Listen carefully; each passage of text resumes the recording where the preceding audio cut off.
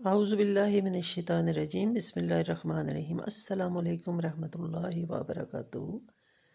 کیسے ہیں میری یوٹیوب فیملی، میرے بہن بھائی، میرے دوست احباب؟ امید ہے کہ سب خیریت سے ہوں گے، ٹھیک ٹھاک ہوں گے۔ رمضان المبارک کی بہت بہت مبارک ہو۔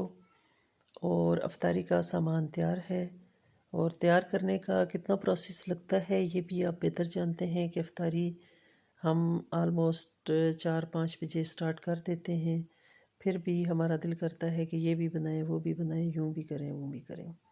تو افطاری میں اسراف سے اجتناب کرنا چاہیے، بہت زیادہ خرچ نہیں کرنا چاہیے، پورا مہینہ پڑا ہوا ہوتا ہے۔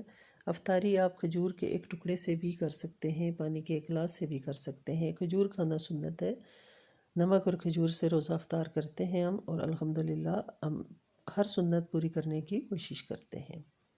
مسلمانوں میں 4 شادیاں کرنے کی جو سنت ہے نا، وہ تو فوراً سے وہ ادا کرتے ہیں، لیکن نماز کی طرف، قرآن کی طرف، عبادات کی طرف ان کا دھیان کم جاتا ہے۔ وہ جو ایک سنت ہے اس کو پورا کرنے کے لیے بہت زیادہ بے چین ہوتے ہیں مسلمان، اور کبھی یہ موقع ہاتھ سے نہیں جانے دیتے کہ ایک شادی کر لی ہے جی، اب دوسری کی بھی ہمیں اجازت ہے اور سنت بھی ہے، تو ایسا نہیں ہے۔ اللہ تعالیٰ نے کہا ہے کہ اپنے ایک جو آپ کی زوجہ ہے، ایک جو بیوی ہے، اس کے اگر آپ اچھے سے حقوق پورے کر لیتے ہیں تو یہ نہیں کہا کہ آپ، نہ یہ حدیث ہے کہ آپ 4 شادیاں کر لو، اور نہ ہی یہ قرآن پاک میں ہے، اجازت دی گئی ہے۔ اسی طرح عورتوں کو بھی منع بالکل نہیں کیا گیا، ایٹ اے ٹائم وہ نہیں کر سکتی، لیکن اگر کوئی عورت بیوہ ہو جاتی ہے، طلاق اسے ہو جاتی ہے، تو وہ اس کی عدت پوری کرنے کے بعد وہ شادی کر سکتی ہے۔ ایسا ہی مردوں کے ساتھ بھی ہے کہ مرد کی اگر ایک بیوی سے اس کے پاس اتنی مال و دولت ہے اور اتنا سرمایہ ہے کہ وہ ایک بیوی کے اچھا نان نفقہ ادا کر سکتا ہے، اس کی اچھی ضروریات پوری کر سکتا ہے، تو وہ دوسری شادی کر لے۔ لیکن آج کل جی کیا فیشن ہے کہ ایک کا تو پورا ہو نہیں رہا، اور دوسری وہ دیکھتے ہیں کہ کوئی پڑھی لکھی کوئی جاب والی ہمیں مل جائے تاکہ وہ اپنا خرچہ بھی کرے اور ہمارا بھی کرے اور ہماری پچھلی اولادوں کو بھی پالے۔ تو یہ ایسا اللہ نے نہیں فرمایا ہے، یہ بالکل غلط ہے، اور اس چیز سے میں بالکل ایگری نہیں کرتی۔ اور کوئی بھی علماء، کسی قسم کے مشائخ یا کوئی بھی پڑھے لکھے لوگ جو ہیں، جو قرآن پاک کو جانتے ہیں یا دین کو جانتے ہیں، وہ کبھی بھی آپ کو اس چیز کی اجازت نہیں دیتے، اور نہ ہی ہمارا قانون اس چیز کی اجازت دیتا ہے کہ آپ ایک عورت کے نان نفقہ ادا نہ کرو تو دوسری کو باندھ لو، تیسری کو باندھ لو، چوتھی کو باندھ لو، پانچویں کو باندھ لو۔ ایسا ہرگز نہیں ہے۔ آپ یہ پہلے سوچیں کہ کیا آپ ایک عورت کے حقوق پورے کر رہے ہیں، پھر آپ دوسری کریں۔ کیا آپ دوسری کے حقوق پورے کر رہے ہیں؟ بہت مشکل ہے۔ آج کل کے مہنگائی کے زمانے میں ایک بچہ پالنا مشکل ہو جاتا ہے، تو لوگ شادیوں پر شادیاں کیے جا رہے ہوتے ہیں، کوئی ادھر ہو رہی ہوتی ہے، کوئی ادھر ہو رہی ہوتی ہے، تو یہ غلط ہے۔ خیر، یہ میں اپنے ٹاپک سے ہٹ گئی۔ میرا مقصد تھا نماز اور روزے کے بارے میں بتانا۔ یہ ویسے ہی میں نے معاشرتی ایک ٹاپک جو تھا وہ میرے دماغ میں آ گیا، تو میں نے اس سے تھوڑی سی بات کر لی۔ تو روزہ جو ہے یہ بہت ہی پیارا عمل ہے۔ اللہ تعالیٰ نے قرآن مجید میں نماز کے بعد روزہ ہم پر فرض کیا ہے، نماز کے بعد روزہ ہم پر فرض کیا گیا ہے۔ اور روزہ جو ہے یہ کسی حال میں بھی 2 صرف کیفیات ہیں ایسی، جن میں ایک آپ بیمار ہیں اور ایک سفر پر ہیں، تو روزہ آپ چھوڑ سکتے ہیں، لیکن وہ روزے پورے کرنا اللہ تعالیٰ نے کہا ہے کہ بعد میں وہ انہیں پورا کرے۔ ایسا ہرگز نہیں ہے کہ آپ اچھے خاصے ہٹے کٹے ہیں، صحت مند ہیں، آپ باتیں بھی کر لیتے ہیں، آپ کام بھی اپنے زندگی کے، دنیا کے، آپ مطلب کوئی آپ کام چھوڑتے ہی نہیں ہیں، لیکن آپ روزہ نہیں رکھتے۔ یہ اللہ تعالیٰ، لیکن میں اس میں کچھ نہیں کہہ سکتی، کیونکہ اللہ تعالیٰ نے فرمایا ہے کہ میں جس کو چاہتا ہوں ہدایت دیتا ہوں۔ تو اللہ تعالیٰ سے دعا ہے کہ ہمیشہ ہمیں ہدایت کے راستے پر چلائے، ہمیشہ اسلام کے ارکان پورے کرنے کی توفیق عطا کرے، آمین ثم آمین۔ روزہ اتنا پیارا عمل ہے کہ میں تو سارا سال رمضان کا انتظار کرتی ہوں، اور گرمیوں کے جو روزے ہوتے تھے نا، وہ تو بہت ہی ماشاءاللہ، اللہ نے قبول، اللہ پاک قبول کرے تو وہ بھی رکھیں، الحمدللہ الحمدللہ، اللہ نے توفیق دی، اور وہ بہت ہی مشکل روزے ہوتے ہیں۔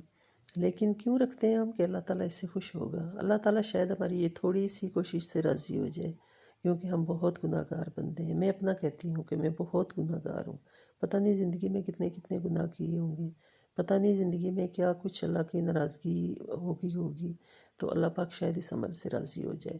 تو اس دفعہ جو رمضان آیا وہ تو انتہائی خوبصورت موسم میں آیا ہے، بہت ہی پیارا موسم ہے رمضان اتنے پیارے مہینے میں آیا ہے، مارچ میں موسم بہار میں آیا ہے، بہار کی طرح اترا ہوا ہے ماشاءاللہ، بارشیں ہو رہی ہیں، خوبصورت موسم ہے۔ اللہ پاک ہر انسان کو، ہر مسلمان کو، ہر مرد عورت کو روزہ رکھنے کی توفیق عطا کرے۔ مجھے یاد ہے کہ میں بہت چھوٹی سی تھی تو میں نے فرسٹ ٹائم 16 روزے رکھے تھے، اور وہ گرمیوں کے روزے تھے اور اتنے مشکل روزے تھے کہ میں پرات میں پانی ڈال کے تو اس میں امی میری کہتی تھی کہ اس میں پاؤں رکھ لو۔ چھٹیاں تھیں گرمیوں کی تو شدید گرمی تھی، تو مجھے یاد ہے کہ وہ بہت مشکل سے 16 روزے میں نے رکھے تھے، یعنی ایسے میرے کندھے بالکل جھک کے یوں لگتا تھا جیسے نا بندہ بوڑھا ہو جاتا ہے، اور زبان بالکل ڈرائی خشک اکڑ جاتی تھی، ہونٹ بالکل ڈرائی ہو جاتے تھے، لیکن میں نہیں چھوڑ رہی تھی روزہ۔ تو میری امی نے کہا کہ بیٹا بس کرو اب، باقی بعد میں رکھ لینا، کوئی مسئلہ نہیں۔ مطلب ماں باپ اس طرح تھوڑا سا نا، مجھ پہ روزے فرض نہیں تھے لیکن میں نے رکھے، اور الحمدللہ وہ اس ایج سے رکھنے سے، اب مجھے نہیں یاد میں 6 سال کی تھی یا 7 سال کی، بہت چھوٹی ایج میں، تو اللہ پاک نے ہمت دی اور روزے رکھے، اور آج بھی الحمدللہ بخار ہو جائے کچھ بھی ہو جائے وہ اس چیز کو میں بادر ہی نہیں کرتی، روزہ اپنی جگہ ہوتا ہے۔ الحمدللہ اللہ تعالیٰ ہر کسی کو روزہ رکھنے کی توفیق عطا کرے۔ تو جی بن رہی ہے افطاری، ساتھ ساتھ پکوڑے بھی بن رہے ہیں، ساتھ ساتھ چیزیں بن رہی ہیں، اور دیکھیں کہ سموسے بھی فرائی ہو گئے ہیں۔ تو ڈاکٹرز تو کہتے ہیں کہ ان چیزوں سے پرہیز کریں، لیکن ایک کھاؤ 2 کھاؤ، پکوڑے روزے کے ساتھ ضرور ہوتے ہیں۔ رمضان کی یہ سوغات ہے جو ہم پاکستانی لوگ ضرور پکوڑے کھاتے ہیں، اور میرے خیال میں انڈینز بھی کھاتے ہیں شوق سے۔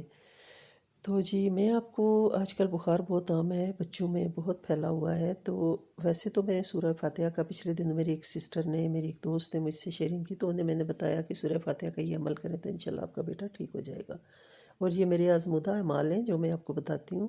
اور اگر بہت زیادہ آپ کو بخار ہے، جیسے بڑا بخار کہتے ہیں، ٹائیفائڈ کہتے ہیں، تو یہ ایک عمل ہے۔ یہ حضرت ابراہیم علیہ السلام کو جب آگ میں ڈالا گیا تھا تو سورۃ الانبیاء میں یہ آیت اتری تھی، یہ ہے جی وَقُلْنَا يَا نَارُ كُونِي بَرْدًا سَلَامًا عَلَىٰ إِبْرَاهِيمَ۔ یہ میں نے آیت 7 لگا بھی دی ہے، اور 7 آیت نمبر اور سورہ نمبر بھی لکھ دیا گیا ہے، آپ اس کو پڑھ لیں، 11 دفعہ پڑھیں، 11 مرتبہ پڑھیں، پانی پہ دم کر کے اپنے بچے کو پلائیں، یا خود پئیں، یا جو بھی پڑھا ہے اس کو دیں، تو انشاءاللہ اللہ کے حکم سے آپ کا بخار ٹھیک ہو جائے گا۔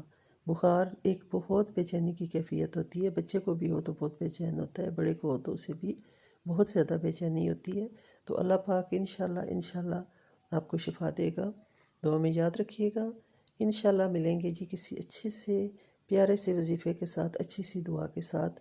یہ دعا میں نے ساتھ مینشن کر دی ہے، لکھ دی ہے، اور ساتھ ہی اس کا میں نے آیت نمبر اور سورہ نمبر لکھ دیا ہے۔ ٹل دین اللہ حافظ، اسٹے بلیسڈ۔